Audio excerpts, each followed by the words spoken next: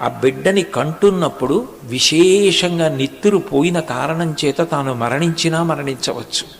తాను మరణిస్తానని తెలిసినా కూడా తన బిడ్డకి జన్మనివ్వడం కోసం మృత్యువుకి కూడా సిద్ధపడే ఏకైక వ్యక్తి ఈ ప్రపంచంలో ఎవరైనా ఉంటే అమ్మ ఒక్కతే. అటువంటి అమ్మ ఆ బిడ్డని ప్రసవించేటప్పుడు ఎంత బాధపడుతుందంటేట, ఒక శూలాన్ని తీసుకొచ్చి నెట్ట నిలువుగా పాతి శూలం మొన మీద ఎవరినైనా కూర్చోబెడితే బరువుకి కిందకి దిగిపోతుంటే వాళ్ళు ఎంత బాధపడతారో అంత బాధ అనుభవిస్తుందట. అందుకని ఆస్తాంతావదియం ప్రసూతి సమయే దుర్వార శూలవ్యధ నైరుచ్యం తనుశోషణం బలమయీ శయ్యాచ సంవత్సరి.